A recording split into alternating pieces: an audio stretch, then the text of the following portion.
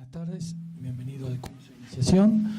Hoy tenemos nuevamente la presencia del doctor González Freire. Brevemente voy a nombrar parte de su currículo. Ex integrante de la Justicia Nacional, autor de variada doctrina en materia de responsabilidad civil, nacional y extranjera, docente adjunto de la Cátedra de Derecho a las Obligaciones, la cátedra a cargo del doctor Marcelo López Mesa. Autor de bibliografía titulada Responsabilidad Civil en el Código Civil y Comercial de la Nación, Ley 26.994, edición del libro En curso. Esto es parte del currículum, podríamos seguir así con el doctor, que nos honra ya con su segunda visita, ¿no, doctor? Acá siempre es importante. Dicho esto, dándole la bienvenida al doctor, simplemente recordarles que el próximo miércoles está el precongreso de abogados del niño, por lo que no vamos a tener curso de iniciación nosotros. Recordarle brevemente que vamos a tener en funcionamiento la app para descargar en los celulares de la nueva página del colegio, que ya hace 15 días que está funcionando. Bueno, que sigue vigente para lo que es el curso de iniciación en la página oficial de Facebook, que ya superamos hoy, nos comunicaron los 1.700 seguidores. Bueno, como siempre, lo que necesiten, todo el tipo de material, ustedes después lo van a ver en la página, lo van a ver en nuestra página de Facebook. Y esta charla, que como todas, está siendo filmada, en la brevedad, luego de la edición, la van a ver en nuestro canal de YouTube, que es Colegio de Abogados, bueno, ahí donde están disponibles todas. Así que bueno, vamos a dar comienzo a la charla. Agradezco su presencia y los dejo con el doctor González Freire. Gracias. Bueno, muchas gracias.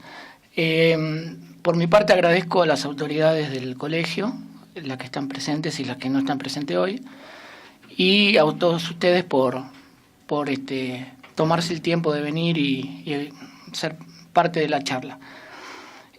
Bueno, vamos a abordar hoy, yo recuerdo que el año pasado estuve también el 31 de mayo, así que abordando otros temas sobre responsabilidad. Y bueno, hoy nos compete también abordar la responsabilidad, quizás por ahí con algunos otros temas, sin dejar de lado obviamente aquellos que son insoslayables en materia de responsabilidad, que son los presupuestos de responsabilidad y algunos otros, las causales de exoneración. Y vamos a abordar otros temas que son importantes en lo que es en cronología el paso del tiempo con la vigencia del código, del nuevo código que despertó y despierta aún hoy bastantes interrogantes. Por ahí en materia de prescripción hay muchos colegas que se confunden un poco en el cómputo de plazos, mismo en la prejudicialidad también, cuando interactúan dos tipos de fueros, el fuero civil y el fuero penal, entonces también se presta confusión un poco. Si bien en mayor proporción se toma parte del Código de Vélez, tampoco se puede dejar de lado el tipo de confusión que trae algunas figuras puntuales del Código.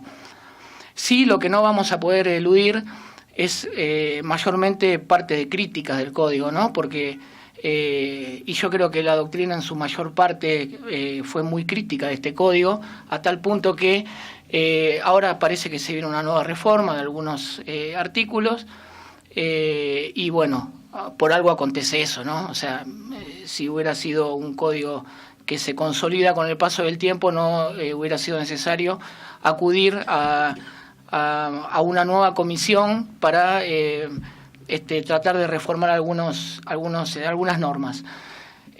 Por supuesto que dentro de esa crítica no podemos dejar de lado lo que figura en materia de responsabilidad, porque si bien se implementó en el curso de la responsabilidad civil, se codificó parte de lo que venía diciendo la doctrina y la jurisprudencia, en muchas ocasiones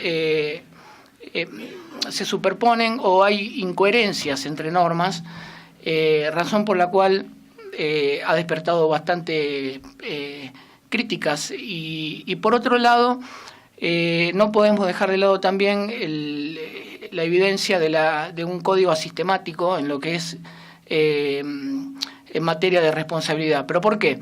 porque todo lo que compete a materia de responsabilidad, algunos creen que abarca un capítulo del código, pero como coincido con el doctor López Mesa cuando dice que hay aproximadamente 50 normas que están fuera del capítulo de responsabilidad civil.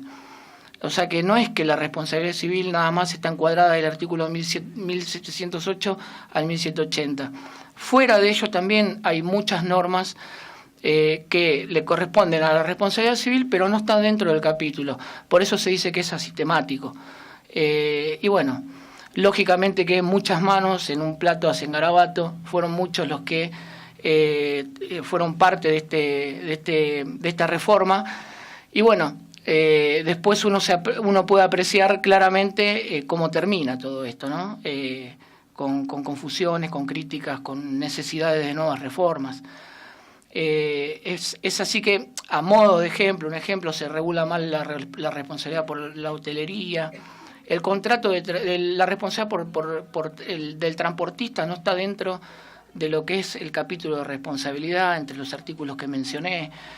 Hay responsabilidades que son por vicio de la voluntad, por dolo, por violencia, por intimidación, por fraude, por simulación, que no figura dentro de los artículos que menciono.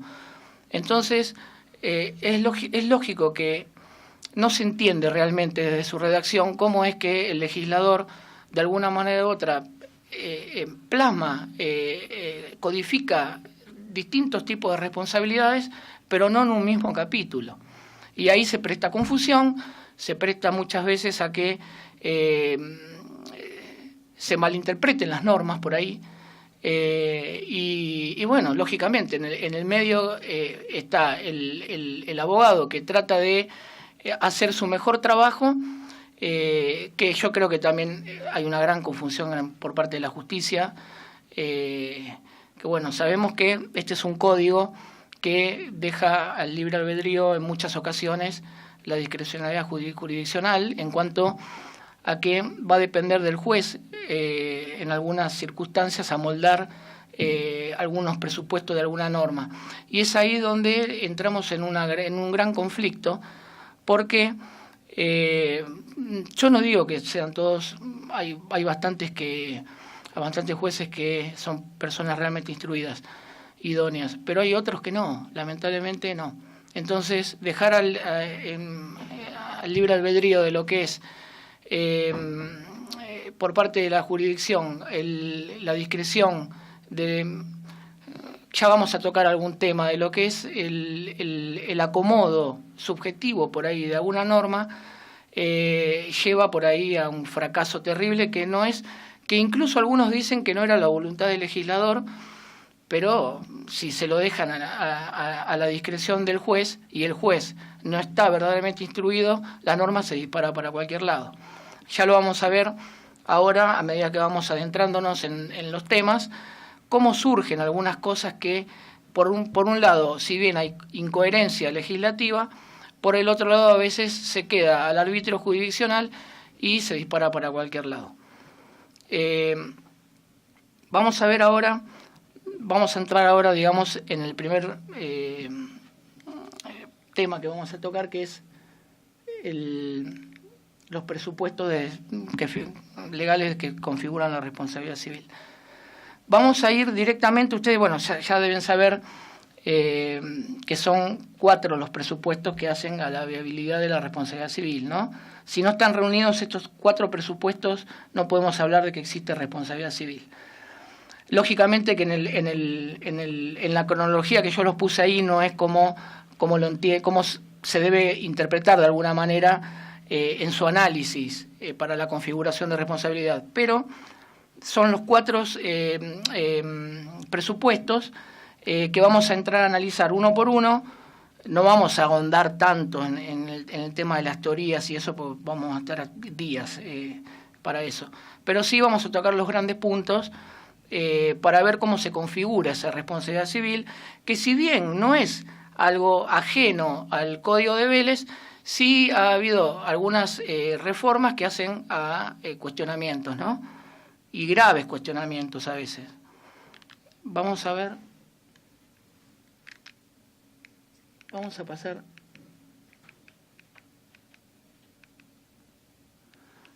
La primera de ellas que vamos a tener como la relación de causalidad. En la relación de causalidad vamos a ponerlo como primer presupuesto, también como dice el doctor López Mesa, en este caso, no podemos avanzar con los presupuestos de la responsabilidad civil si como base no tenemos, dentro del cuadrado imaginario que hacemos de configuración de responsabilidad, si no tenemos al nexo de causalidad como base, como piso. Si no existe el nexo de causalidad como piso, no podemos seguir sumando presupuestos de responsabilidad. Al invocar la relación de causalidad que está en el artículo 1726, tenemos, ¿qué es la responsabilidad? La relación de causalidad. Bueno, es aquel nexo que existe entre el hecho, entre el hecho dañoso y el daño producido. Es una interpretación que se hace entre la concurrencia del hecho y el resultado de ese hecho, que vendría a ser el daño, en este caso, en la cual la relación de causalidad, de alguna manera u otra, tiene que tener algún tipo de cronología en cuanto a su análisis. Digamos que en el estudio de la relación de causalidad uno no puede agarrar y decir, bueno, pasó esto, ocurrió esto, ya está. Tiene que haber un juicio de previsibilidad. ¿Por qué? Porque aquel que comete un hecho y después tiene que responder por ese hecho, de alguna manera u otra tiene que tener previsible que podría haber pasado ese resultado. Por eso se entiende que en ese juicio de previsibilidad que se hace en la relación de causalidad, de alguna manera u otra se requiere la noción de lo que es la mentalidad de un hombre común, que pueda llegar a entender de alguna manera u otra que producto de ese hecho puede desencadenar una responsabilidad. Ya vamos a ver, igual que dentro de ese juicio de previsibilidad también se puede responder por hechos involuntarios, o incluso cuando se está en una edad en donde carece de discernimiento. Lo que se hace en el juicio de previsibilidad, que requiere la relación de causalidad, es un juicio en abstracto.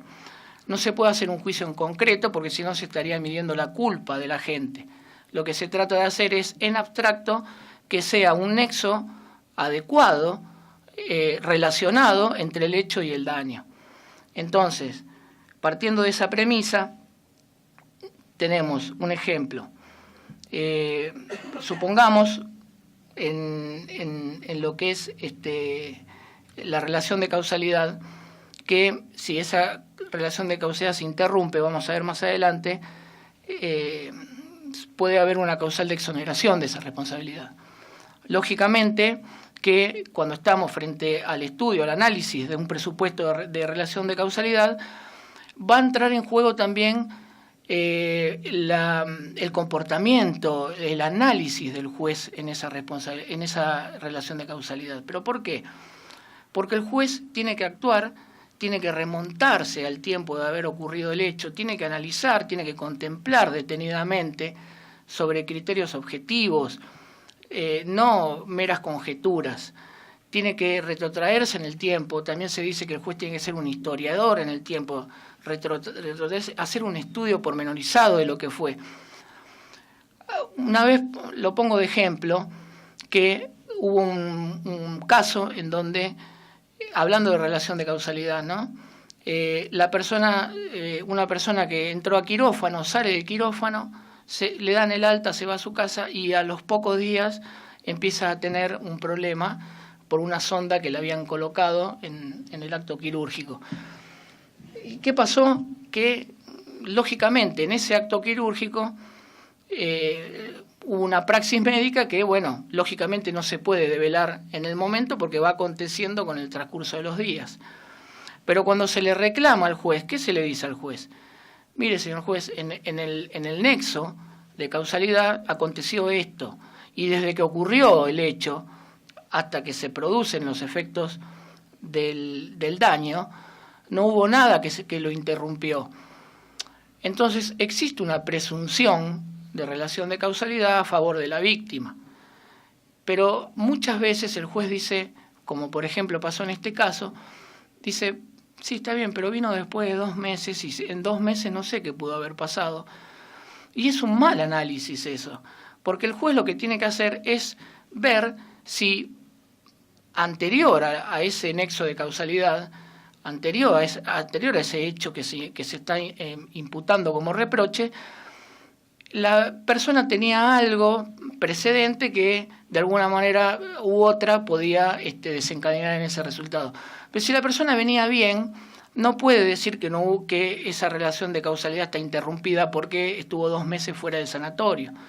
Pero eso es una interpretación que le da al juez, que es una discrecionalidad que tiene los jueces, y que a veces, según cómo se midan ese tipo de cronología, se dispara el resultado.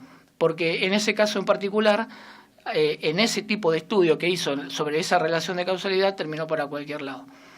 Entonces, ese es hablando de lo que tenemos como principio, ¿no?, que estuvimos hablando hace un rato, de que hay personas que están verdaderamente instruidas y hay otras personas que no están instruidas. Entonces, lamentablemente puede caer un tema de estos que son tan delicados en estudio en que caiga en manos de una persona que enfoca un análisis cerrado y, partiendo de que no hay nexo de causalidad o está interrumpido, no hay acción indemnizable. Entonces, la víctima es doblemente víctima y se deja impune un acto que debería haber sido objeto de indemnización.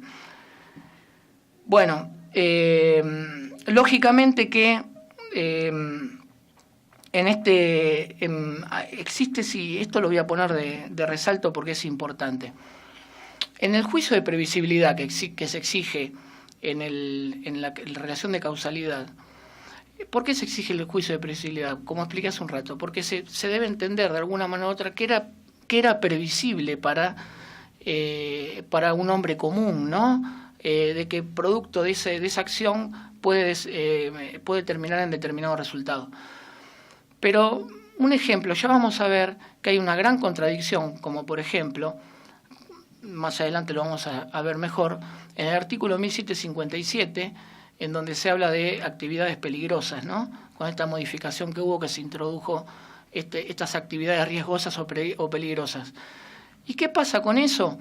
Que dice, al final del artículo del 1757, dice que aquel que de alguna manera lleva a cabo una actividad riesgosa o peligrosa no se exime de responsabilidad, ni teniendo la autorización por parte del administrativa, ni tampoco si de alguna manera tuvo algún tipo de prevención sobre esa actividad. Entonces, si de alguna manera no lo habilitan a esa prevención, se contrapone con esto, porque esto es un juicio de previsibilidad que tiene la relación de causalidad.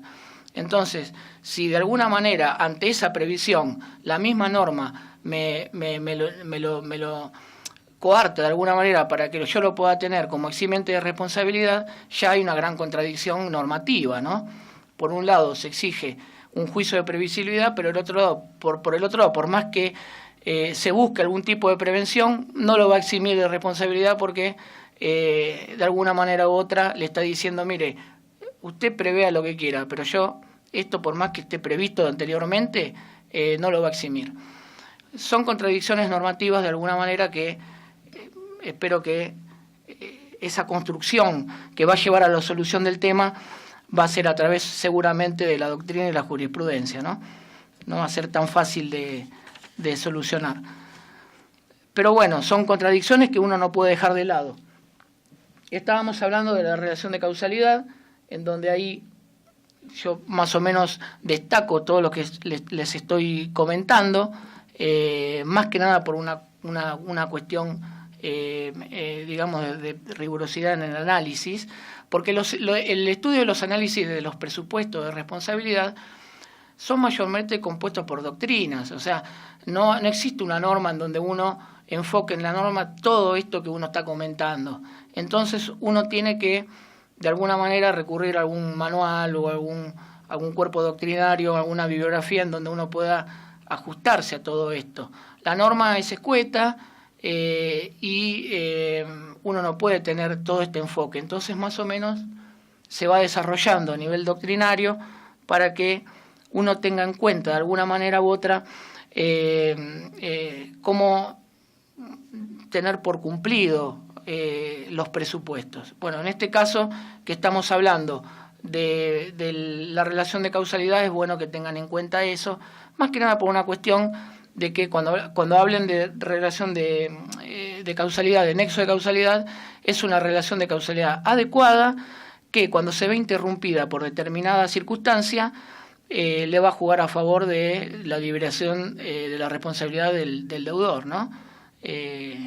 Incluso en las responsabilidades objetivas, en donde uno tiene que invocar el hecho y el daño y queda a cargo del demandado interrumpir ese nexo de causalidad. O sea, es fundamental la relación de causalidad como presupuesto de responsabilidad. Bueno, pasamos ahora a lo que es el daño. Esto estábamos hablando de piso, ¿no? El piso dijimos que era la relación de causalidad. Si no tengo como piso la relación de causalidad, es un poquito, digamos que no habilita un poco a seguir con los presupuestos si no tengo bien configurado el presupuesto de relación de causalidad. De alguna manera lo aclaramos como piso. Si vamos al techo de esa caja, de ese cuadrado, en donde tiene 4 lados y cada uno tiene un presupuesto de responsabilidad, piso, relación de causalidad, techo, el daño causado. Nosotros, con respecto al daño, utilizamos un sistema que se busca lo que es el daño resarcible. El código lo contempla en el artículo 1737. De todas maneras, más allá de que el código lo contemple como daño resarcible, en la norma que estoy invocando, que puede ser sobre la persona, el patrimonio o un derecho de incidencia colectiva. El derecho de incidencia colectiva surge del fallo Alavi de la Corte, pero más allá de eso no puede dejarse de lado el artículo 1716, ¿no? Que es el deber de reparar. ¿Por qué? Porque de ese deber de reparar que invoca este artículo también van a salir críticas, porque se hace un todo más bien criticable en lo que es ese deber de reparar. Se hace muy ambiguo y eso lleva por ahí a diferentes tipos de críticas. Nosotros utilizamos un sistema que no tiene el daño como resarcible, lo que es el acontecimiento en sí del daño, que algunos denominan daño evento, daño naturalístico. La producción sola del daño no provoca el resarcimiento automático. Nosotros tenemos un sistema que lo que se resarce del daño son las consecuencias. Puedo tener un accidente de tránsito, puedo tener lesiones, pero lo que se me va a indemnizar, a resarcir, son las consecuencias que surgen de esas lesiones. Por eso el código menciona como daño resarcible la norma del 1737 y a partir del 1738 y el 1739 es donde aclara los requisitos del daño.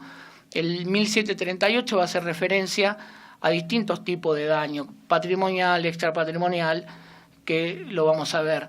Pero el 1739 dice diferentes tipos de lo que compone un daño cierto, daño futuro. Lo que no podemos tener en cuenta acá como daño resarcible es un daño eventual o hipotético. Pero también hay críticas sobre eso también, porque si bien lo hipotético y lo eventual, que siempre se dejó de lado en lo que es materia de presupuesto de responsabilidad, apareció la figura de la acción preventiva, en donde se habla de una amenaza. Yo no digo que los demás incisos del artículo 1710 sean cuestionables, ¿no? Evitar el agravamiento del daño, eso me parece fantástico. Pero no me parece viable el tema del primer inciso, que es evitar ante la amenaza de un daño. Justamente porque se contrapone con esto. Algunos dicen que bueno, que como tratándose de evitar un daño, que juega a favor de la víctima, pero no hay que olvidar también en la acción preventiva que todo aquello que se haga en favor de la víctima hay una imposición legal sobre un tercero. Entonces no es gratuito lo que se hace. Si yo estoy ante una amenaza de un daño eventual en ese momento, ¿no? Porque si no estaríamos hablando de la producción de un daño.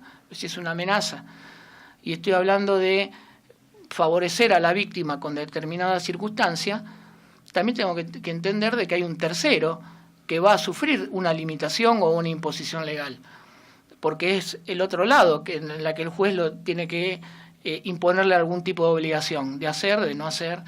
Entonces, no es gratuito eso. Ahí es donde, bueno, entra algún tipo de contradicción con este presupuesto, que es esencial también como daño resarcible, la construcción de la existencia de un daño cierto, actual o futuro, pero que, bueno, en la función preventiva se dejó de lado, como también se dejó de lado la necesidad de un factor de atribución, ¿no? Que eso se vería en una acción posterior en la cual por ahí una persona quiera demandar posterior a una acción de la acción preventiva. Que también a grandes rasgos después lo podemos ver, algunas críticas que efectué hace bastante, y que hasta ahora todas las acciones preventivas que conozco, que han triunfado de alguna manera, han existido contra cautelas, o sea que de alguna manera u otra no dejan de ser medidas cautelares encubiertas, porque por ahí existió y no lo tengo en conocimiento alguna acción preventiva que no se haya pedido, pero la mayoría de las acciones preventivas se introdujeron institutos como una medida cautelar. Entonces se pide verosimilitud, se pide pedir una demora y se pide contracautela. Si estoy pidiendo contracautela, entonces ¿para qué lo codifiqué en una norma de fondo, en un código de fondo en donde de alguna manera u otra se presta confusión? Porque cualquiera que ve una acción preventiva en un código de fondo puede prestarse a confusión, sí, y puede prestarse a críticas también, en cuanto a que si yo a futuro realizo una acción de daños y perjuicios producto de una acción preventiva, yo ya tengo algunos institutos o presupuestos de la responsabilidad que ya no los discuto, como puede ser la antijuridicidad. Si la tengo por cierta en acción preventiva, ¿para qué la voy a discutir en una acción posterior si ya la tengo por cierta? Hace como cosa juzgada. Lo que sí voy a discutir en una acción futura es el factor de atribución. ¿Qué factor de atribución le corresponde al demandado? Si es un factor de atribución, ¿qué clase, no? Pero los demás presupuestos deberían ser cosas juzgadas ya. Y eso de alguna manera u otra se presta a confusión también, trae un poquito de dolor de cabeza incluso para los jueces. Y bueno, pero eso es materia de un análisis de lo que hace a la función preventiva. En lo que estamos hablando de los presupuestos de responsabilidad como piso y como techo, como relación de causalidad y como daño resarcible, nosotros, acuérdense que empleamos un sistema en donde lo que se resarce son las consecuencias del daño, por eso se va a llamar lo que se resarce como daño consecuencia o daño jurídico o daño consecuencia.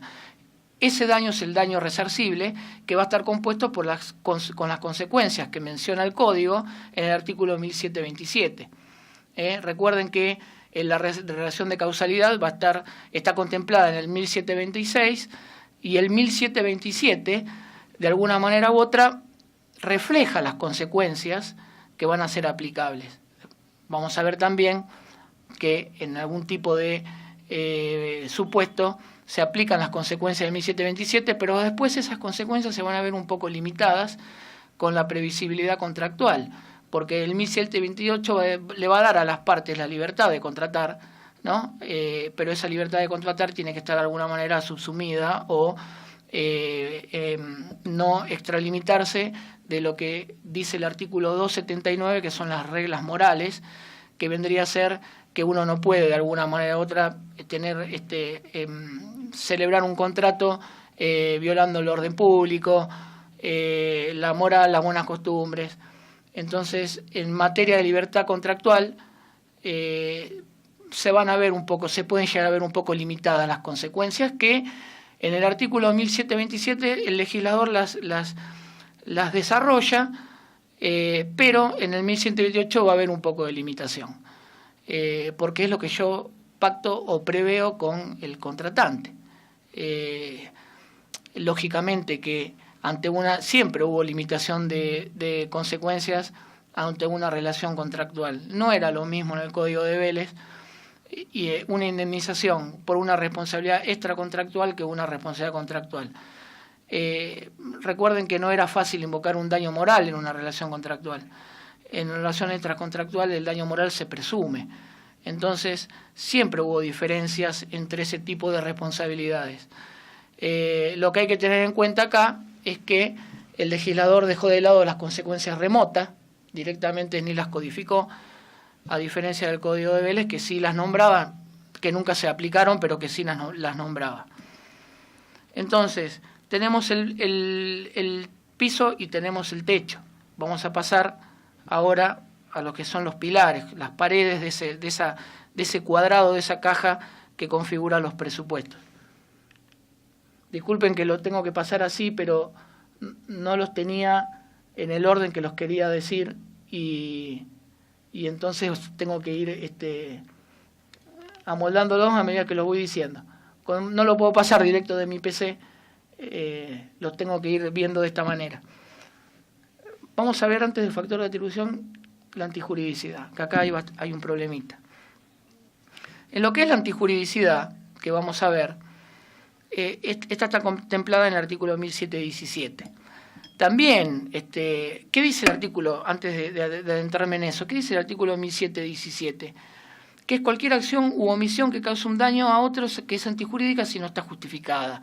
De alguna manera u otra lo que pide es que ese comportamiento, esa conducta de la gente tiene que estar de alguna manera justificada la acción o la omisión. Pero ¿qué pasa con esto? Que también coincido con el doctor López Mesa en este sentido. Nosotros tenemos un principio constitucional de legalidad que está contemplado en el artículo 19 de la Constitución Nacional y que todos sabemos que es el deber de no dañar a otro. Pero ¿qué pasa? Uno, en ese principio de legalidad, nadie está obligado a hacer lo que la ley no manda. Entonces, si dentro de ese principio constitucional me sacan un artículo como este, en donde lo que me están diciendo es, si usted daña tiene que responder, primero y principal que es un supuesto en donde no está codificado, entonces yo no violo un ordenamiento, no violo el ordenamiento. Entonces, ¿qué va a pasar con un supuesto de estos? Y que me van a imponer una obligación de responder cuando yo no estoy violando ninguna norma. Entonces, lo que se critica por parte de algunos de la buena doctrina, por decirlo así, es que este artículo debería declararse inconstitucional, pero más que nada por una cuestión de superar o traspasar lo que es esa exigencia que surge de la propia Constitución, ¿no? Pero ¿por qué pasa esto? Esto pasa por algo, esto no viene así porque sí, porque legislaron cualquier cosa. Acá hay un hecho que es bastante importante de destacar y que es el siguiente. No solamente se va a contemplar, porque esto surge de lo que es el daño resarcible, no solamente habla ya de la tutela de derechos, sino de la tutela de intereses. Entonces, ¿qué pasó acá en este sentido? Bueno, no solamente se tiene en cuenta, de alguna manera, el incentivo o la tutela de derechos que están contemplados, además de los derechos subjetivos, pero además de los intereses. Recuerden que hay intereses que son legítimos y hay intereses que son simples. Cuando se habla de intereses legítimos hablamos de un derecho por ahí subjetivo, en la cual está contemplado normativamente. Pero cuando hablamos de un interés simple, estamos hablando de la mera intención o atribución o el goce, el disfrute de ese interés que tiene la persona, que no está tutelado normativamente, pero tampoco está prohibido por la ley. Entonces, ese interés simple, ¿qué pasó? Se puso en el ordenamiento de esta manera a través de la norma que hace el daño resarcible y, de alguna manera u otra, irrumpe contra la antijuridicidad, porque ese interés simple, de alguna manera, amplía el concepto de antijuridicidad y, de alguna manera, violenta contra el artículo 19 de la Constitución. Porque ya estoy hablando de intereses simples que no están normativamente tutelados, Entonces, en esa ampliación de intereses que se tutelan, pero no normativamente, hace que aquel que no está obligado a hacer la que la ley no manda pueda ser responsable de una acción o de una omisión. Y eso, lógicamente, es criticable por la doctrina, por una cuestión de que ya la antijuridicidad está quedando cada vez más de lado con respecto a lo importante que era. Recuerden que por eso la antijuridicidad hoy es una antijuridicidad material y atípica. La antijuridicidad es atípica. Si hablábamos del Código de Vélez, íbamos a hablar de una antijuridicidad formal y subjetiva. ¿Pero por qué? En el Código de Vélez a veces se confundía lo que era la antijuridicidad con la culpabilidad. Lo que se tenía en cuenta para la antijuridicidad era el comportamiento, la voluntad del sujeto. Entonces muchas veces se confundía lo que era antijuridicidad con culpabilidad. Bueno, ahora eso se dejó de lado, pero se presta confusión con este tipo de cosas, en donde uno le puede imponer a otro la obligación de resarcir cuando su conducta no se contrapone con el orden jurídico. Entonces, de alguna manera u otra, lógicamente que va a ser cuestionado. Pasando ya a lo que es la antijuridicidad, vamos al último de los presupuestos, que vamos a hablar del factor de atribución. Recordamos entonces que en estos 4 presupuestos tenemos la relación de causalidad como piso, el daño causado como techo, uno de los pilares como antijuridicidad y el otro pilar como factor de atribución. Bueno, el nuevo código con respecto al factor de atribución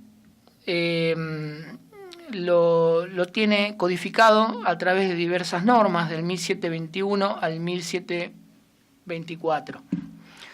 Lo que hace el nuevo código con respecto al Código de Vélez, codifica algo que lo venía sosteniendo la doctrina y la jurisprudencia, que es codificar lo que es la responsabilidad objetiva. Hay una norma ahí que habla de responsabilidad de resultado, ¿no? Está como media perdida ahí, porque estamos hablando de factor de atribución. Contemplando entonces lo que es el factor de atribución como factor de atribución subjetivo y objetivo, estamos haciendo hincapié en que estamos hablando de que si hablamos de factor de atribución subjetivo, vamos a hablar de lo que es la culpa de la gente o del dolo de la gente. Recuerden que el 1721 dice que ante ausencia normativa el factor de atribución se inclina más en resaltar la culpa. Recuerden ustedes que cuando hablemos de factor de atribución de carácter subjetivo tenemos que hablar de culpa o dolo. Cuando hablemos de factor objetivo de responsabilidad como factor de atribución imputable, tenemos que hablar de el riesgo creado, para no decir la teoría, pero bueno, podríamos decir la teoría del riesgo creado, el vicio de la cosa o la obligación de garantía o de seguridad. No hay que mezclar todo en lo que es el riesgo creado, porque el riesgo creado es para la cosa riesgosa. Después, para hablar de otras cosas, hay que decir vicio de la cosa, responsabilidad legal de garantía. No hay que mezclar todo. Muchos mezclan todo en lo que es la teoría del riesgo, y la teoría del riesgo nada más abarca las cosas riesgosas. Al hablar de factor de atribución, vamos a tener en cuenta justamente esto, ¿no? Hacer hincapié en la responsabilidad subjetiva y la responsabilidad objetiva. Si hablamos de responsabilidad subjetiva, tienen que tener en cuenta que es estar posicionado en el proceso de una manera que la responsabilidad objetiva, un factor de responsabilidad objetivo lo hace de otra manera. Procesalmente, ante un factor subjetivo de atribución, es la víctima el que tiene que acreditar que el demandado justamente le provocó el daño y más la demostración de estos presupuestos que acabo de decir. En la responsabilidad objetiva, la víctima nada más tiene que resaltar el hecho y el daño, y es el demandador el que tiene que interrumpir ese nexo de causalidad que hablé al principio. Y eso es bastante importante en materia procesal, porque también acá ha habido algún tipo de colisión en que el juez tiene el juez conoce el derecho y lo aplica, ¿no?, con el principio de iura non vicuria. Pero a veces yo en mi paso por la justicia vi modificaciones en el factor de atribución por parte de los jueces, en la cual en otro caso por ahí decía no lo invocó la parte. Si estoy hablando de que el juez lo puede invocar de oficio, de alguna manera se tendrían que poner de acuerdo si el juez puede modificarlo de oficio o si es a pedido de parte el que tiene que decir, bueno, mire, invocó mal el factor de atribución y por eso le rechazo la demanda. De alguna manera u otra hay que inclinarse un poco en que si el juez conoce el derecho y lo aplica, bueno, el factor de atribución forma parte del derecho y no puede quedar de lado de alguna manera u otra porque la parte no lo encuadra mal. Si persigo el interés jurídico objetivo, la verdad jurídica objetiva del famoso fallo Colalillo de la Corte Suprema, bueno, el formalismo, el rigorismo procesal de alguna manera no puede evitar que uno pueda llegar a la verdad jurídica objetiva. Entonces, por ahí quizás el extremo en procesal a veces termina perjudicando arribar a esa verdad. Entonces, al hablar de factor de atribución, como último pilar, tenemos que tener en cuenta eso, de alguna manera. Si es un factor imputable a la gente en forma particular por culpa o dolo, o si estamos hablando de un factor de objetivo, en donde no se va a tener en cuenta la responsabilidad particular personal de la persona. Es irrelevante en el factor de atribución objetivo la responsabilidad personal. Por eso cuando se habla de factores objetivos, como por ejemplo, que ya vamos a ver el artículo 1753, no tiene nada que ver la culpa o la responsabilidad personal del principal. El principal responde por los actos del dependiente. Entonces, de alguna manera u otra, no tiene relevancia la responsabilidad personal en un factor objetivo de atribución. Vamos a pasar ahora a las causales de exoneración, que este código amplió las causales de exoneración, algunas eximen parcial, otras lo eximen totalmente la responsabilidad, pero el vigente código de alguna manera amplía las causales de exoneración que el anterior no las tenía. Vamos a ver, acá están. Las causales de justificación. El código las enumera a partir del 1718, ¿no?, como la legítima defensa, el estado de necesidad y el ejercicio regular de un derecho. También a partir del 1719, 1720, ya lo vamos a ver eso. Vamos a empezar por el 1718. Recuerden ustedes que en materia de repeler de alguna manera la acción, la legítima defensa es una figura que se ve también en el derecho penal. De hecho que lo que se trae en el derecho civil como causal de exoneración surge del derecho penal como legítima defensa. Que es, ustedes deben acordarse seguramente que hay que tratar de emplear el mismo medio que se utiliza, ¿no? Si saco no sé, si le quiero dar con este control en la cabeza a uno, no puede el otro sacar un arma y pegarme un tiro. Tiene que haber tiene que haber racionalidad en el medio empleado, porque si no, automáticamente se dispara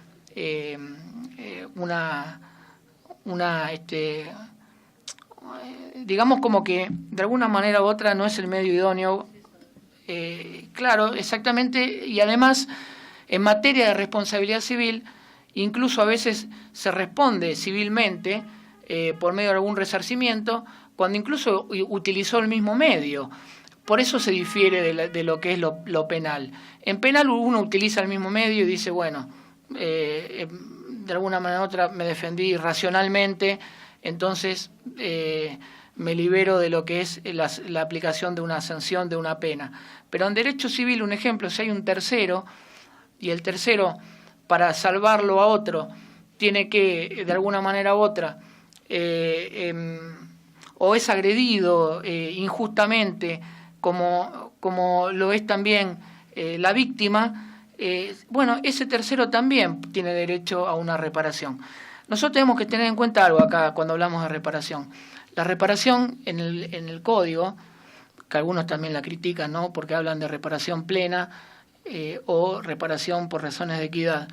Cuando hablamos de reparación plena, que dice que vuelve al estado anterior, que la persona vuelve a su estado anterior, eso es imposible que vuelva a su estado anterior. Uno va a tratar de que en esa indemnización uno de alguna manera u otra trate de abarcar lo máximo posible aquello que vio lesionado, pero es imposible que vuelva al estado anterior. Jamás se vuelve al estado anterior después de la producción de un evento dañoso. Entonces, recuerden que ante este supuesto, y después tenemos, que me faltó, que hablábamos de la reparación plena, tenemos la reparación por razones de equidad. En las razones de equidad, el juez va a tener que contemplar el patrimonio del deudor, el patrimonio del acreedor y las circunstancias del caso.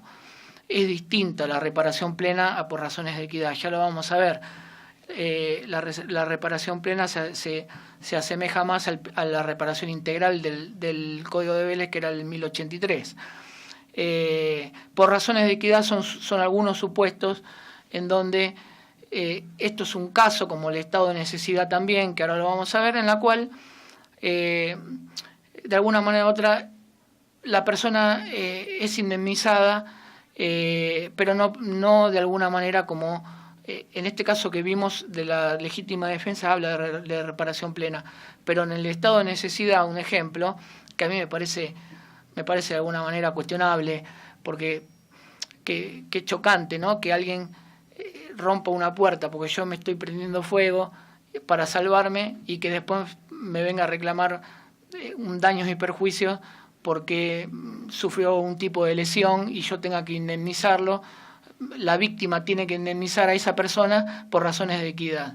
Me acaba de salvar la vida.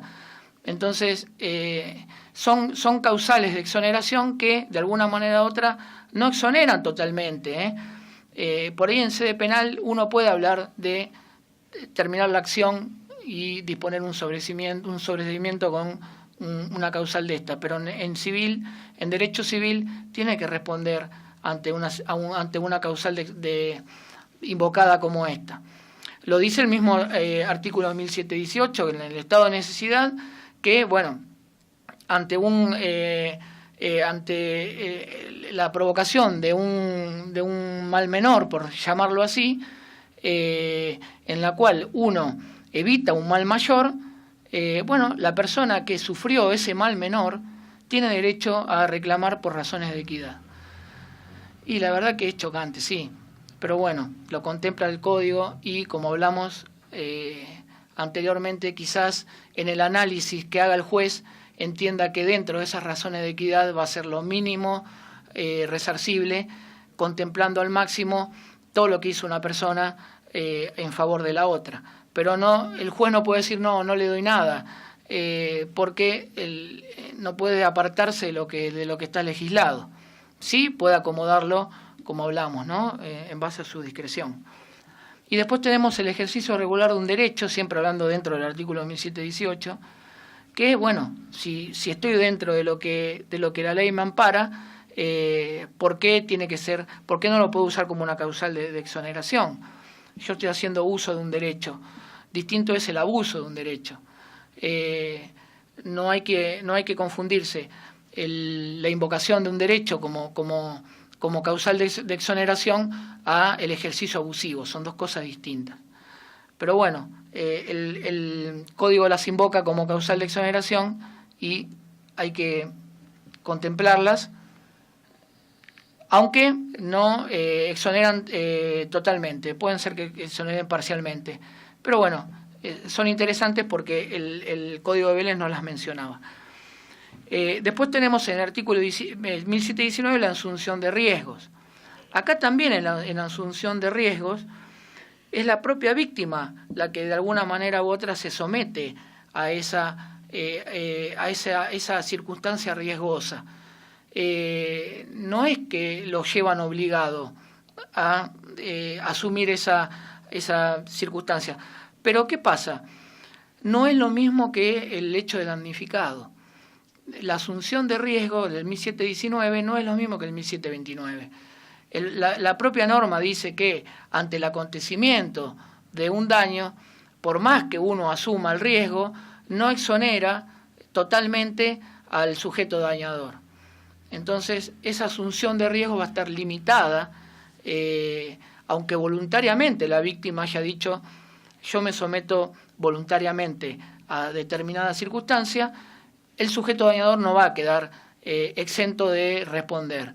Va a responder parcialmente o como lo entienda el juez, pero como causal de exoneración es la asunción voluntaria del riesgo, en la cual debería atenuar la responsabilidad, porque si no es una norma que directamente es una norma inválida.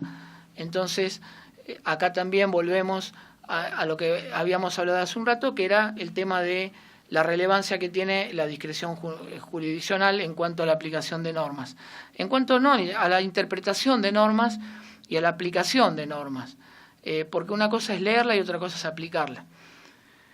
Y en el 1720, un ejemplo, tenemos el consentimiento del damnificado. Lógicamente que cuando hablamos de consentimiento del damnificado, uno siempre lo relaciona con el acto médico, ¿no? Tenemos que tener en cuenta acá que como consentimiento del damnificado, lo relevante es que el damnificado, que ya de alguna manera lo tenemos damnificado de antemano, ¿no? Porque no dice el consentimiento de la persona, dice el consentimiento del damnificado. Va de suyo entonces que ya lo tengo como damnificado. ¿Qué es lo más importante de eso? Es que cuando hablamos de consentimiento, hablamos de una persona que tiene que tratar de recibir la mayor información posible. El consentimiento, yo puedo consentir algo que conozco. Si me lo hacen amplio, muchas veces les habrá pasado a todos en alguna circunstancia por ahí, como acto personal o de algún familiar, firme el consentimiento. Resulta que es una operación enorme, pero el consentimiento es así de chiquito. Entonces, ¿qué pasa? En un escueto texto no se puede, la víctima, el paciente en ese sentido no puede tomar conocimiento del riesgo que va a ser el someterse a ese acto. Y uno en esa circunstancia acepta o brinda su consentimiento porque lógicamente quiere hacérselo. Eso no hace a que el médico, con eso que le hace firmar al paciente, quede exonerado de responsabilidad.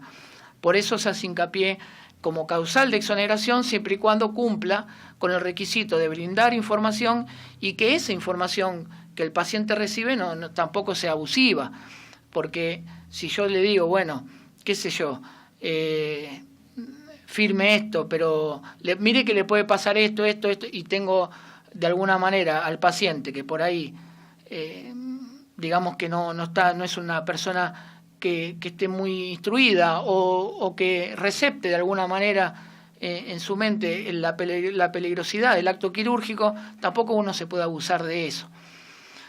Hay que recordar que los médicos son las personas que conocen bien, pero nosotros los que no somos médicos somos legos en eso, entonces no podemos tener el conocimiento del médico. Generalmente aceptamos como consentimiento, pero dentro de esa aceptación nuestra no entendemos todo el acto médico. Entonces, cuanto mayor información se brinde al respecto va a ser mejor y mejor posicionado va a quedar como causal de exoneración para el mismo Galeno, ¿no? Porque qué mejor que le haga firmar que la mayoría de los médicos se rehúsan un poco a brindar información en el acto médico.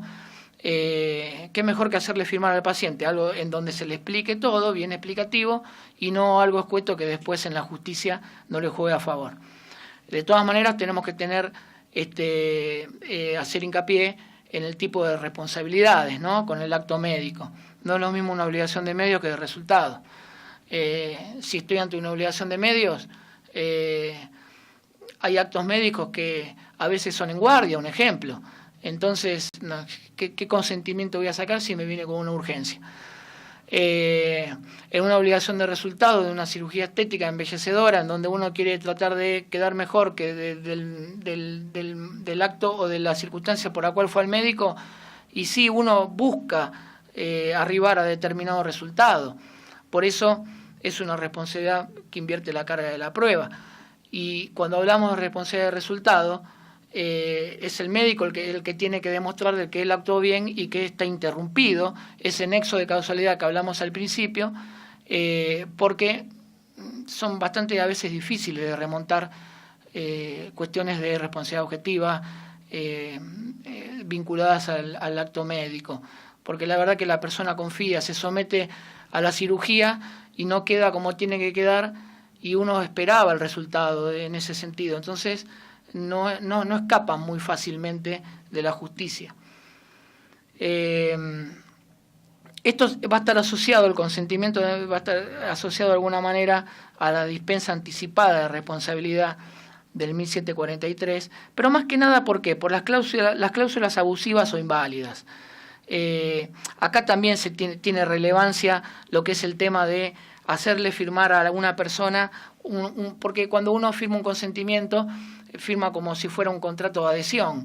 Uno ya lo tiene estipulado, eso no puede modificar nada ni introducirle nada que uno quiera ponerle. Entonces, de alguna manera u otra, tiene guarda cierta relación con la dispensa anticipada de responsabilidad, porque hay cláusulas limitativas y hay cláusulas que van a ser totalmente inválidas. Yo creo que tranquilamente, si estoy adhiriéndome a un consentimiento formulado por el médico, tranquilamente después puede ser inválido, por una cuestión más que nada de que no están en el mismo tamiz o en el mismo umbral de derechos el médico y el paciente, ¿no? Es como el paciente que firma en ese momento por el consentimiento médico es el mismo cliente que va y firma por una tarjeta de crédito en un banco. O sea, difiero de lo que es el accionar del profesional. Uno es un acto médico, el otro es un acto bancario. Pero si nos vamos al estudio en sí de las acciones, son las mismas. El paciente o el usuario o el consumidor o lo que sea, por más que el consumidor no entre dentro de lo que es después algunas normas que vamos a ver, que todo lo que es por defensa del consumidor y la 24240 se dirime por esa ley y no por el código pero es lo mismo prácticamente, porque son contratos o son cláusulas de adhesión. Pasando ahora a ver, vamos a seguir con las causales de exoneración porque nos quedan algunas.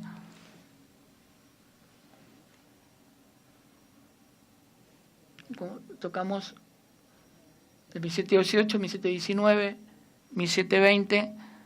Del 1720 vamos a pasar al 1729, que es el que yo les dije hace un ratito, que empezamos por el hecho de damnificado. Acá, en el hecho de damnificado, va a haber una diferenciación con lo que era la culpa de la víctima del Código Velezano. En la culpa de la víctima del anterior código, lo que se buscaba de alguna manera era el demostrar la culpa de la víctima. Esta norma en sí, el 1729, lo único que exige es que de alguna manera haya tenido participación la víctima. Y sí hay diferencias, porque en uno se tenía que probar la culpa, en el otro, con que haya tenido participación, ya de alguna manera u otra puede ser como causal de exoneración para el sujeto dañador. Entonces no es algo así nomás que va a pasar como modificación. No solamente se modificó culpa de la víctima o hecho del damnificado, tiene otras cosas que por ahí están en el texto y que no hay que pasarlas desapercibidas, porque no tiene el mismo tenor jurídico, la norma, efecto o peso jurídico que la anterior culpa de la víctima. Pero bueno, si estamos ante un hecho del damnificado, estamos hablando de una causal de exoneración. Otra causal de exoneración que contempla el Código es el caso fortuito de la fuerza mayor, que este Código las toma como sinónimos. Recordarán todos lo que significa caso fortuito, ¿no? Hecho imprevisible y que de ser previsto no ha podido evitarse. Entonces, si estamos hablando ante un supuesto de caso fortuito, tenemos que hablar mínimamente de que sea ajeno a la víctima, ¿no? O al sujeto dañador. Tiene que ser ajeno a las partes. Principalmente en quien lo invoca. Si yo lo invoco como caso fortuito, tiene que ser ajeno a mí. Si no, no es caso fortuito. Además, tiene que haber una verdadera imprevisibilidad y una verdadera inevitabilidad, ¿no? No es algo que se da así porque sí. Todos sabemos, y ya sabemos que el caso fortuito de la fuerza mayor, generalmente en algunas normas se va a usar como único factor de exoneración. Hay algunas normas en las cuales uno puede invocar, bueno, digo, qué sé yo, puede invocar la responsabilidad de un tercero porque no debía responder, un ejemplo, o por el hecho de damnificado, o caso fortuito. Bueno, por ahí hay algunas normas que por ahí vamos a ver que solamente se exime con el caso fortuito. Nada más admite el caso fortuito. Sigue teniendo el caso fortuito como una de las normas más relevantes de lo que es la exoneración de responsabilidad. Pasamos al 1732, que es la imposibilidad de cumplimiento. Para que medie imposibilidad de cumplimiento, lógicamente, tiene que haber buena fe sin caer en el ejercicio abusivo del derecho. Una imposibilidad de cumplimiento que de alguna manera me impida cumplir, pero por razones ajenas a mí, pues si no sería un impedimento voluntario. Acá también estamos hablando en similares características del caso fortuito, ¿no? Una imposibilidad ajena a mí y que verdaderamente sea una imposibilidad de cumplimiento. Por eso la norma subsiguiente hace a las excepciones del caso fortuito y la imposibilidad de cumplimiento. Y invoca cuando el deudor no se libera, por más que exista incumplimiento, imposibilidad de cumplimiento o caso fortuito. Inciso A, no se libera si el deudor ha asumido el cumplimiento, aunque ocurra caso fortuito con fuerza mayor. Pero claro, ¿pero por qué? Por una cuestión de los demás incisos, por imposibilidad legal, porque el deudor esté en mora, por una cuestión de que sea del riego o la propia actividad. Ustedes imagínense que en los casos de imposibilidad de cumplimiento, de caso fortuito, uno tiene que demostrar incluso haber hecho lo mejor o lo mayor posible para poder cumplir. Uno no puede incumplir una obligación, hablemos de una obligación, uno puede cumplir una obligación ante el mínimo hecho. Uno tiene que demostrar haber intentado cumplir con la obligación y que existieron razones que motivaron ese incumplimiento. Digo, para que sea un incumplimiento injustificado, ¿no? Porque incumplimiento podemos abordarlo de cualquier forma, pero para que sea jurídicamente justificado, tiene que caer dentro de estas causales y que no incurran en los incisos de este artículo, porque son excepciones y la verdad no se lo va a tener como causal de exoneración. Ahora vamos a pasar. Bueno, habíamos hablado de las consecuencias aplicables, consecuencias inmediatas, consecuencias mediatas y consecuencias casuales. Hablamos de consecuencias, de tipo de consecuencias aplicables. También vamos a resaltar en este tipo de consecuencias, vamos a aprovechar y vamos a meter la previsibilidad contractual. Las consecuencias aplicables que enumera el 1727 son las que acabo de decir: consecuencias inmediatas, mediatas y casuales. Generalmente, las consecuencias inmediatas son las consecuencias inmediatas y necesarias que van a surgir como primer eslabón, digamos, de esa cadena de producción de consecuencias. Es la más allegada a la producción del hecho, es lo que nace de manera inmediata. No necesita de ningún factor extraordinario, surge de manera inmediata de la producción del hecho. Recuerden que utilizábamos un sistema en donde el daño es un daño jurídico, daño a consecuencia. No se resarce el daño naturalístico o daño evento, se resarce el daño jurídico o daño a consecuencia. Entonces, al hablar de consecuencias, tenemos que empezar a hablar de daño resarcible. Las primeras que se resarcen son las consecuencias inmediatas y necesarias. Las consecuencias inmediatas, como las menciona el Código, van a venir seguidamente de la suma de un hecho extraordinario, de un hecho en la cual se surge de manera posterior, que puede ser mencionado de manera inmediata o que ocurra de manera inmediata, lógicamente en su relación causal con el hecho, ¿no? No puede interrumpirse ese nexo de causalidad, porque si se interrumpe ese nexo de causalidad no puedo seguir invocando consecuencias. Si la consecuencia inmediata, previsible, que puedo invocar de alguna manera, tiene estar en ese nexo de causalidad, bueno, entonces va a entrar dentro de lo que es la cadena de indemnización, de resarcimiento. Las casuales no tienen relación, son casuales, no tienen relación, de todas maneras sí tienen que tener un nexo de causalidad, no pueden estar, si no pasarían a ser remotas prácticamente. Pero guardando ese nexo de causalidad o esa relación de causalidad, son casuales. Pero el Código las contempla para que sean resarcibles también. Si acá de alguna manera sacamos a la luz, porque estamos hablando de lo que dice el artículo 1727, y que el 1727 lo podríamos aplicar a las responsabilidades extracontractuales. Si hablamos de una responsabilidad contractual, en la cual me remonto al artículo siguiente, que es el 1728, tengo que tener en cuenta las consecuencias que las partes previeron, o que deberían haber previsto, o que un hombre de mentalidad normal tendría que haber previsto.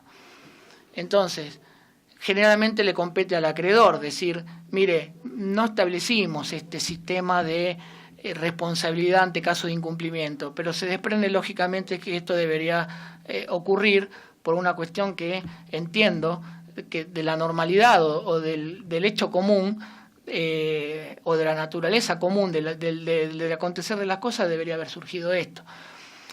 Bueno, eso en el caso de no haberse previsto, se prevé que debería ser resarcido. Pero todo lo que es consecuencias mediatas, previsibles, para en este caso de la responsabilidad contractual o las casuales, van a estar un poco más limitadas, porque para eso el legislador le da la libertad de contratación a las partes. Nunca las partes pueden prever consecuencias que no estén previstas en el Código, ni pueden recurrir a un objeto que contraría de alguna manera ese deber moral del 279 que hablamos antes. Pero bajo la inteligencia que se habla, de alguna manera uno no puede invocar consecuencias en una relación contractual en la cual uno de alguna manera no sea acorde a esa celebración de entre las partes, ¿no? Por eso se habla de la previsibilidad contractual, para que las partes prevean ese contenido o ese contrato que están estableciendo y que después va a ser sujeto de ese tipo de análisis. Lo que sí tengan en cuenta que si ese incumplimiento que irrumpe sobre esa previsibilidad contractual no está sujeta a culpa, sino que está sujeta a dolo, el dolo, como todas las cosas, agrava todo. Entonces, cuando hay una acción dolosa de incumplimiento, también se va a tener que resarcir las consecuencias del propio incumplimiento, no las consecuencias que van a surgir producto del incumplimiento, sino del incumplimiento en el momento del incumplimiento. El dolo agrava y extiende las responsabilidades, también ha pasado siempre antes en lo que era materia contractual, en el código anterior. Cada vez que uno utilizaba una figura dolosa, se despertaban consecuencias que no surgían como cuando había un incumplimiento por culpa. Entonces, siempre que hablemos de dolo, tenemos que hablar de la posibilidad de ampliar la aplicación de las consecuencias que menciona el código. Pasando ahora vamos a pasar hablamos de previsibilidad contractual, la despensa anticipada de responsabilidad también. Vamos a ver los distintos tipos de responsabilidades, que es un tema importante. El código enumera distintos tipos de responsabilidades, que es acá bastante importante destacar, más que nada por una cuestión de que no es lo mismo hablar de una responsabilidad que dependa o que sea atribuible o imputable a una persona por el propio acto, que una responsabilidad refleja o de rebote, como se dice, o una responsabilidad por el hecho de la cosa, o una responsabilidad por autoría anónima, o los supuestos especiales. No es lo mismo hablar de ese tipo de responsabilidades. Acá hay que hacer una diferenciación entre lo que establece el código, porque si uno quiere envolver todo este tipo de responsabilidades en una bolsa, va a ser para problemas, porque cada tipo de responsabilidad tiene diferentes tipos de análisis y de consecuencias. Podemos hablar, un ejemplo, entre los artículos 1749 a 1752 de lo que el código llama responsabilidad directa. O sea, el autor responde a título personal. ¿Por qué responde a título personal? Porque va a depender propia y exclusivamente de su comportamiento.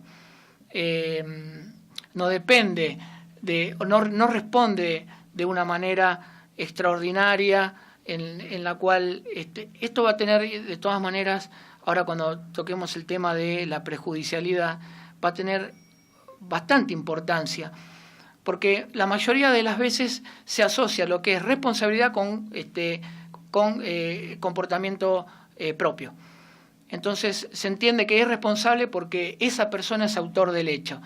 A veces no es así, entonces vamos a ver una crítica a uno de los incisos del artículo 1775, que hace la prejudicialidad, que es bastante importante, pero más que nada por cómo se da el análisis, que le dicen, bueno, es viable esto, pero no es viable. Es bastante crítico. Entonces, cuando se habla de responsabilidad directa, tengo que hablar de que es el autor personal propio, por culpa o por dolo, de lo que es esa responsabilidad directa. Salvo excepciones, porque cuando se habla de responsabilidad directa, podemos hablar también de aplicar la responsabilidad plena, ¿no? El 1740. Hay supuestos en donde no va a responder por esa responsabilidad plena, sino por razones de equidad. Como, por ejemplo, ¿cuál? Que las enumera el código, la responsabilidad por actos involuntarios. Si yo estoy ante una responsabilidad por acto involuntario, estoy ante una responsabilidad que no tuve voluntad de dañar a otro. Pero esa falta de voluntad, esa involuntariedad, no significa que no tenga que responder. Lo que sí va a haber una responsabilidad atenuada, por invocación del artículo 1742, en donde haga que, por razones de equidad, entonces el juez, previendo mi patrimonio como deudor, el patrimonio del deudor y las circunstancias del caso, seguramente la va a atenuar, porque no hubo voluntad del sujeto en dañar. Pero igualmente esa involuntariedad que tiene no va a hacer que quede exento del deber de responder. Entonces, teniendo en cuenta esto, podemos pasar a la responsabilidad por derecho de terceros. Acá, que comprende el artículo 1753 al 1756. Acá, responsabilidad por el hecho de tercero, vamos a hablar de responsabilidad del principal por el hecho del dependiente, la responsabilidad de los progenitores y la responsabilidad de los auxiliares o las personas encargadas, como puede ser tutor, curador, o los establecimientos en donde las personas por ahí son internadas. Si hablamos de la responsabilidad por el hecho de tercero, de principal con dependiente, estamos hablando de una relación funcional, ¿no? En donde este código en particular, con esta norma, el 1753, amplía lo que es, de alguna manera, el anterior código, por lo que venía sosteniendo la doctrina y la jurisprudencia en cuanto a que no solamente el principal va a responder por el ejercicio de la función de su dependiente, sino en ocasión de la función. Esto ha traído algunas críticas en la cual lo hace muy extensivo o que por ahí ilimitado, pero hay que tener en cuenta que ya lo venía diciendo la doctrina y la jurisprudencia, que no solamente el principal va a responder por el hecho del dependiente en el ejercicio de la función, va a responder también en ocasión de su función. Antes también se hablaba por motivo o en ocasión. Bueno, está el típico caso de que por ahí un encargado de un edificio cometa un hecho ilícito sobre una unidad funcional y que no lo haga en su horario de trabajo, que lo haga 1 o 2 horas después, un ejemplo. O que por ahí no sea una tarea asignada, que lógicamente no lo va a hacer de parte del principal, se extralimita, pero lo hace en ocasión de su función. O sea, el análisis de esto, como lo supe decir al principio en el estudio de la relación de causalidad, tiene que ser detallado, pormenorizado, y pensar no de que el principal no le va a ordenar que robe un departamento. No, pero hay que pensarlo a la inversa. Hay que verlo, analizarlo de que si el encargado no hubiera tenido esa posibilidad de trabajar en ese lugar y tener diferente confianza con uno, no hubiera cometido ese hecho. Uno a veces tiene que invertir el análisis en el estudio de lo que es dirimir un caso de esta complejidad, porque lo más fácil es decir, no, bueno, pero no va a recibir órdenes ilícitas, con efectos ilícitos, resultado ilícito. No, está bien, pero el análisis tiene que ser otro, porque si no, nunca se va a llegar a un resultado justo, porque nunca en esa delegación funcional la persona se va a aferrar o va a beneficiarse por la conducta del principal por un hecho ilícito. Además, tengan en cuenta que el principal, en este caso particular, no responde por la culpa invigilando, incontrayendo. Es una responsabilidad objetiva. La responsabilidad objetiva es una responsabilidad que en este caso es funcional, y así como el principal se beneficia por los hechos del dependiente, también tiene que responder también por los hechos del dependiente. Entonces, en esta ampliación que hizo el código, no solamente va a ser por el ejercicio, sino también por la ocasión. Lógicamente que la víctima puede demandar a uno o a ambos, principal o dependiente, y recuerden que en esa necesidad de demostrar la relación funcional, en el derecho civil es mucho más amplio que el derecho laboral. El derecho laboral se requiere de alguna manera que esa relación de dependencia esté demostrada con algunos tipos o figuras del fuero laboral, ¿no?, que puedan demostrar que había una clara relación de dependencia. En el derecho civil no es así. Qué sé yo, uno que realice una changa en favor del principal, ya hay una relación de dependencia para que el principal responda por el dependiente. Es importante tenerlo en cuenta porque no conlleva la misma exigencia jurídica que el del fuero laboral. El fuero civil es distinto, es mucho más amplio. Siempre lo del fuero civil es mucho más amplio. Recuerden también en el análisis de la culpabilidad que el fuero penal es muy taxativa. El fuero penal, si no está tipificada, no cuadra dentro de una norma. En el derecho civil no es así. El derecho civil es mucho más amplio y se tienen en cuenta muchos factores que rodean la culpa de la gente o la conducta de la gente. Entonces, hablando de eso, tengamos en cuenta eso, que hay una relación funcional. En cambio, en la responsabilidad de los progenitores hay una relación o un vínculo familiar o afectivo. No solamente cuando hablamos de la responsabilidad de los progenitores, sino también de las medidas de apoyo, porque el código habla de progenitores, pero la responsabilidad de los progenitores la extiende a los tutores y curadores. Entonces, esa relación que hace también no solamente se va a extender o se va a relacionar con una vinculación familiar y afectiva, sino también se va a extender también a las medidas de apoyo. Los progenitores en este caso responden por los actos de sus hijos hasta la mayoría de edad. Recuerden que en este supuesto especial la mayoría de edad no se tiene a los 25 años.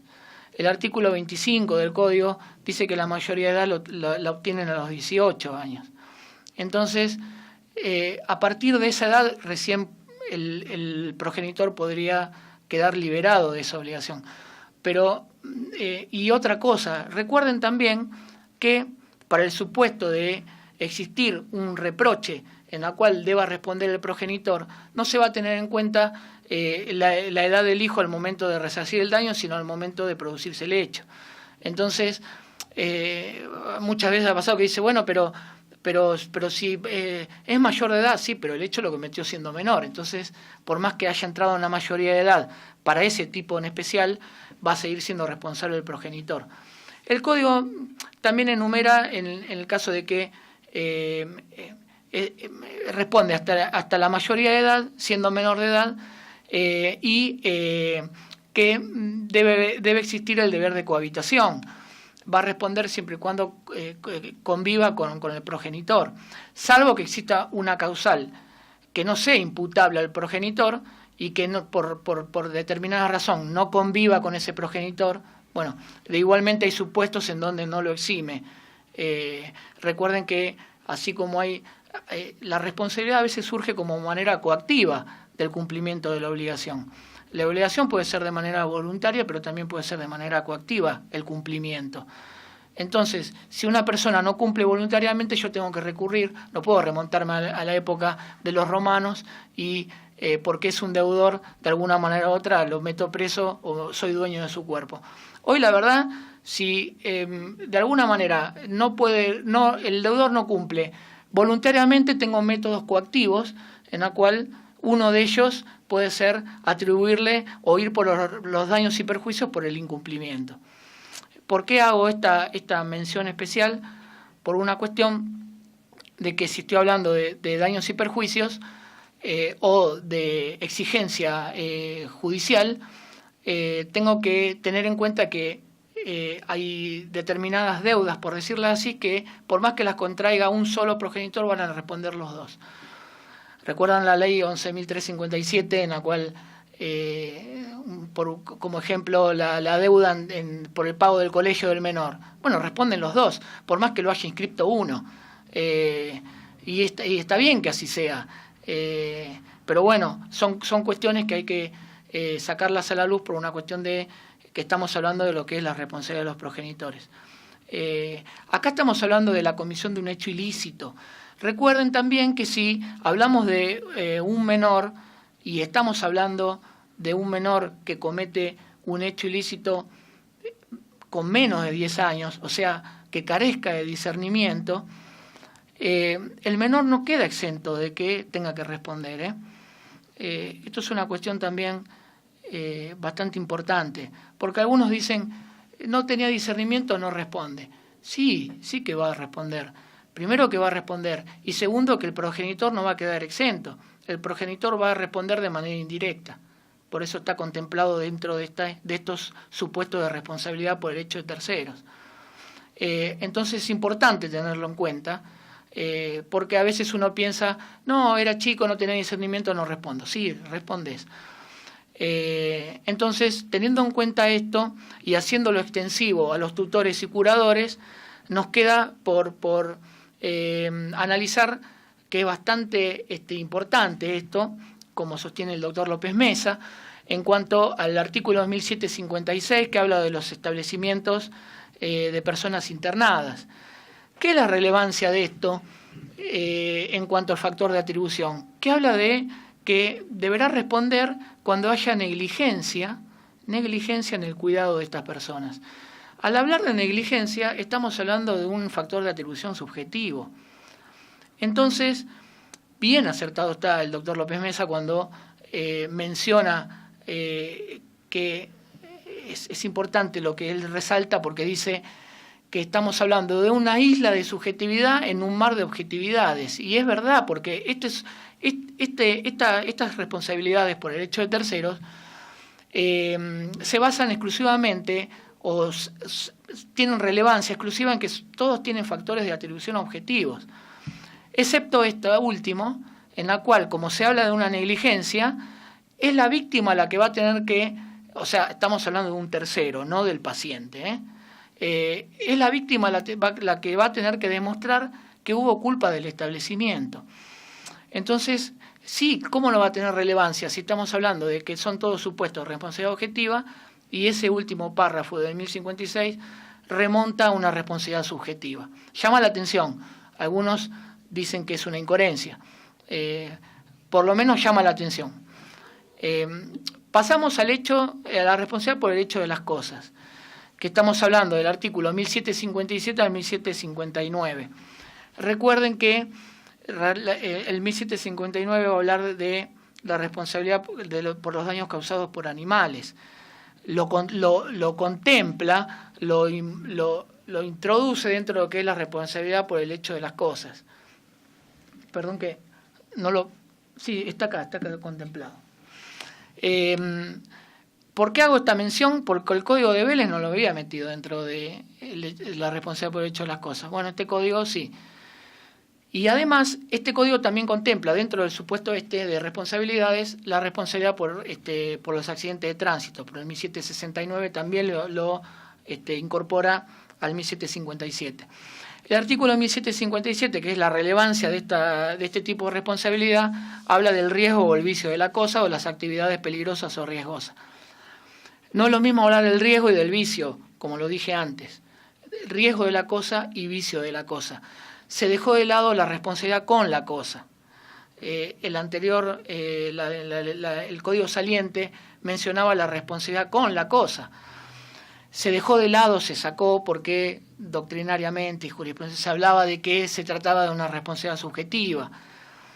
Se deja de lado para este supuesto en especial de responsabilidades y queda únicamente, o sea, si alguna vez hay una responsabilidad que se produzca con la cosa, se va a tener que dirimir con un factor subjetivo de atribución. Si hablamos de riesgo o vicio, vamos a invocar el 1757. Hablamos de riesgo cuando la cosa es riesgosa por la construcción en su naturaleza o en su utilización. Es importante tener en cuenta esto del riesgo de la cosa, porque hay cosas que por su solo mecanismo producen riesgo. Entonces, por ejemplo, una escalera mecánica, en la cual hablamos de una cosa riesgosa, pero por su propia naturaleza. Pero no hay que olvidarse también, dentro de lo que se considera riesgo de la cosa, que puede ser que se hable de una cosa inerte, una cosa que por ahí sea sencilla o que no produzca riesgo en sí, pero que por su utilización se vuelva riesgosa. También en mi paso por la justicia una vez salió un fallo en donde se decía, el demandado decía, pero mire, se trata de una manguera, siempre lo digo porque es un caso ejemplo, ¿no? Se trata de una manguera, no es una cosa riesgosa. Pero lo que olvidó destacar, que se lo destacó la justicia, era que sí, como cosa propia en su construcción o su naturaleza, no era riesgosa. Pero si se pone en Santa Fe y Callao a las 5 de la tarde, y sí, más de uno va a pasar y se va a trabar y se va a caer. Entonces, a veces por su colocación, su utilización, esa cosa inerte, inocua, pasa a ser riesgosa. Entonces, hay que tener especial mención por este tipo de responsabilidades. Ahí va a estar, de alguna manera, la luz del abogado que trate de introducir un factor objetivo de atribución en la cual utilice ese tipo de circunstancia acontecida que la asocie con un factor de atribución al ver que esa cosa inocua pasó a ser riesgosa. Cuando hablamos del vicio de la cosa, ya hablamos de un vicio en su fabricación o en su funcionamiento. Ya no hablamos de una cosa riesgosa, hablamos de un vicio en la cual no se trata de una cosa peligrosa por su naturaleza. La cosa vino con un vicio que puede estar a la vista o puede ser un vicio oculto. Entonces, ante una cosa viciada, en este sentido, también tenemos que hablar de una responsabilidad objetiva y también tenemos que hablar por el hecho de las cosas. Entonces, el legislador mantiene la codificación en el riesgo y en el vicio de la cosa y saca la responsabilidad con la cosa. Y también introduce dentro de esta figura las actividades riesgosas. Es importante destacar que lo que dije al principio, ¿no?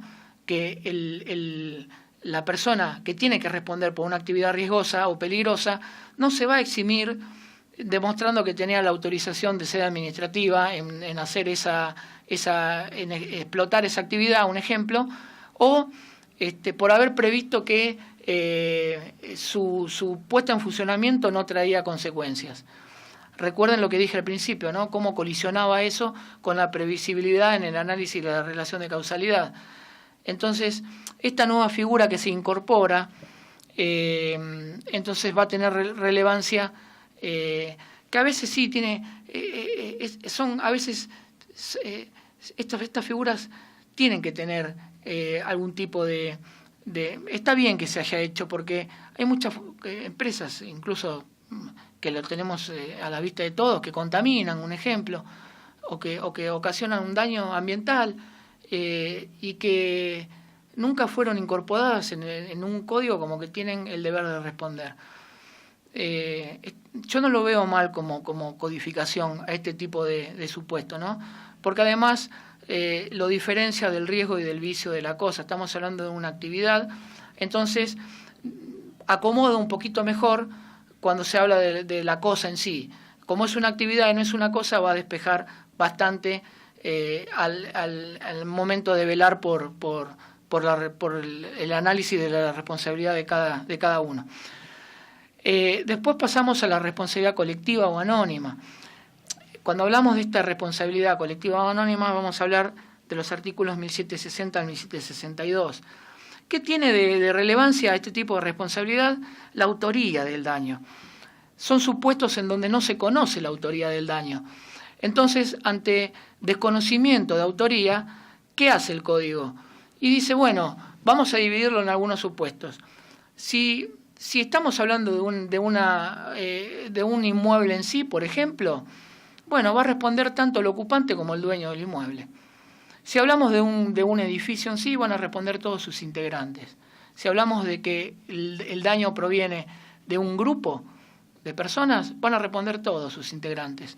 Después cada uno va a poder demostrar de alguna manera u otra que no fue partícipe de ese acto para ser exonerado, y lo dejen fuera del deber de responder. Pero también existe la posibilidad de que responda determinada persona y después repita contra lo que corresponde, ¿no? Típico caso, se cae una maceta de un balcón que no se sepa de qué balcón es. Bueno, demando a todo el consorcio, y después, cuando el consorcio responda, va a saber de qué unidad funcional viene y va a poder repetir contra esa unidad. Más que nada, este tipo de responsabilidad trata de la autoría anónima. Entonces, cuando es colectiva y anónima, no va a quedar la víctima sin oportunidad de ser resarcida. Se va a regir por este tipo de responsabilidades. Y la última responsabilidad que nos queda por analizar es la responsabilidad por supuestos especiales, la que comprende el 1763 y al 1771. El 1763 habla de la responsabilidad de la persona jurídica, que se extiende a los representantes o sus directores.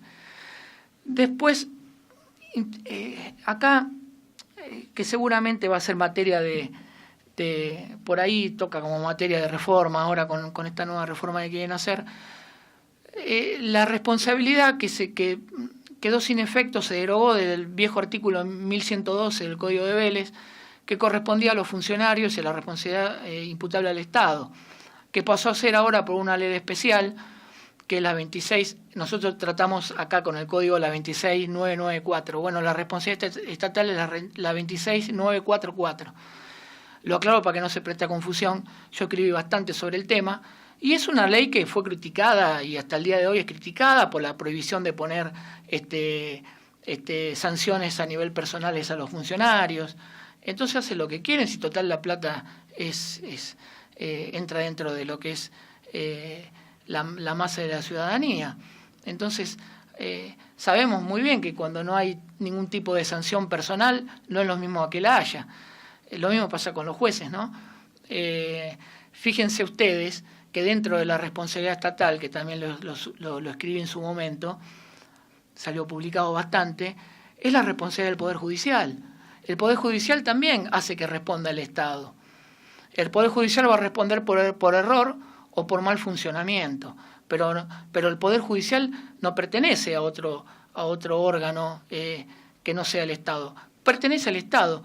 Cualquier daño que se cause por error o mal funcionamiento por parte del Poder Judicial va a responder el Estado. Entonces, los funcionarios que integran el Poder Judicial también se van a posicionar de alguna manera como un funcionario que ocupa un cargo público, pero que sea político.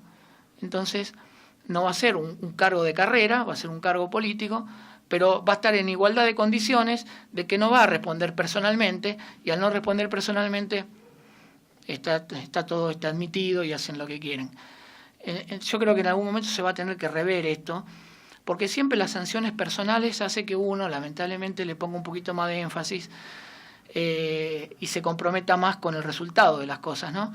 Cuando uno no tiene responsabilidad personal, y sabemos muy bien que las responsabilidades personales que uno quiere hacer quedan en el olvido, ¿no? Cuando uno hace una denuncia ante el Consejo de la Magistratura o ante un ministerio o ante el órgano competente, muchas veces se termina desestimando y archivando porque, bueno, sabemos cómo está compuesto todo, sabemos en dónde estamos posicionados, es lamentable, pero es la realidad. Más allá de esto que estoy invocando, el Código también hace mención a otro tipo de responsabilidades en la cual no vamos a dejar de mencionarla, que es la responsabilidad de los establecimientos educativos, dentro de los supuestos especiales que estoy nombrando, la responsabilidad de los profesionales liberales. Imagínense que la responsabilidad de los profesionales liberales desde el 1768 siempre se va a basar en un factor subjetivo de atribución. Esto hay que tenerlo en cuenta. El Código también es criticado, como también sostiene el doctor López Mesa, por una cuestión más que nada de que no hay una norma específica que hable sobre la responsabilidad médica, la responsabilidad abogadil. Es una norma todo, una norma complemento que hace a los profesionales liberales. Pero es muy amplia esa norma y no establece ni de alguna manera amplía o dirime alguna cuestión particular de un profesional. No podemos hablar de la misma culpa de si hablamos de un médico o de un abogado. Pero como no hay norma específica sobre eso, no hay responsabilidad de un periodista también. Estamos hablando siempre de que todo se vaya al 1768 y por una responsabilidad subjetiva. Salvo que intervenga un profesional, por ejemplo, de la medicina y utilice una cosa viciosa. Entonces, yo no voy a achacarle la culpa al médico como conducta profesional personal que incurra dentro del 1768, sino que voy a tratar de resaltar más la cosa viciosa para que, lo que hablamos hace un ratito, tenga más poder de presunción el tema de la responsabilidad, el factor de objetivo de atribución, ¿no? Digamos que se le complica un poco más al médico con una presunción de culpa como surge con el factor de atribución objetivo. Pero no por eso uno tiene que mencionar cualquier cosa viciosa, porque si la cosa no es viciosa ya queda desestructurado el proceso y si no demostró la culpa médica, digamos que la víctima que está en el proceso está un poco en el horno. Bueno, y por último viene una responsabilidad que también la supe criticar en su momento, que es la famosa figura por la responsabilidad por la acusación calumniosa. La acusación calumniosa, ustedes saben bien que el anterior código no solamente contemplaba la acusación calumniosa, sino también la denuncia culposa. ¿Cuántas veces iba una persona y le hacía una denuncia penal a otra persona y resulta que la persona no tenía nada que ver y después, por esa ligereza en ese comportamiento en la que denuncia o algo, después tenía que afrontar los daños y perjuicios? Uno decía, me denunció, bueno, ahora le viene a hacer daños y perjuicios por ensuciar mi buen nombre y honor.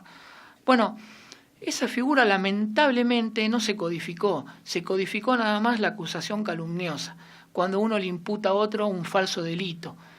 Quiere decir que ante la ligereza de una denuncia en la cual yo ensucio el buen nombre y el honor de otra persona, pero que no le enrostre un delito, yo no puedo reclamar los daños y perjuicios porque no está codificado. Yo esto lo cuestioné porque además la norma menciona una prueba de carácter negativo, y que es que yo encima, la víctima, tiene que demostrar que la persona que incurrió en esa acusación calumniosa no tuvo razones para hacerlo. O sea, la víctima tiene que demostrar eso. Imagínense lo que es para una persona que además de sentirse víctima de esa acción, tenga que demostrar que el otro no tuvo razones para ir y querellarlo, un ejemplo. Entonces, esta figura es cuestionada. Hace poco salió un fallo en donde admite la figura culposa, pero tiene que ser jurisprudencialmente cuando podría haberse hecho de manera codificada. ¿Qué les costaba poner que ante denuncias culposas también se deberá responder? Al menos que atenúen la responsabilidad o que no sea de la misma manera que una acusación calumniosa. ¿Por qué no? Pero no la podían dejar de codificar. Y pasó. Antes se aplicaba el 1109. Como no estaba tipificada en el Código de Vélez como acusación calumniosa, la denuncia culposa, ¿qué hacía? Se aplicaba la culpa subjetiva, la apreciación subjetiva del 1109. Bueno, ahora debería hacerse lo mismo, porque estoy seguro de que no lo leí el fallo, pero seguramente se habrá basado en este mismo rigor que estoy hablando, de que anteriormente la jurisprudencia la sostenía. La ligereza produce un daño, porque no solamente ante la imputación de un falso delito yo me tengo que sentir injuriado, sino que ante cualquier denuncia, con la más mínima razón que se haga, ¿por qué tiene que quedar exento de responder? Si la víctima igualmente tiene que afrontar un proceso penal o tiene que estar en boca de todos. Entonces lo que digo es que se va a tener que recurrir nuevamente al factor subjetivo de atribución del nuevo código, del 1724, y entre el 1724 y el 1725, que es la conducta procesal, de tener en cuenta de alguna manera qué es lo relevante de la actuación, ¿no? Si fue una conducta con ligereza, no se olviden ustedes que el 1725 se asocia también a las expectativas que tiene sobre la persona que actúa con culpa o con dolo. Se tiene en cuenta las circunstancias del caso, el conocimiento personal. No es lo mismo atribuir una culpa a una persona que esté más instruida que en otra en determinado caso.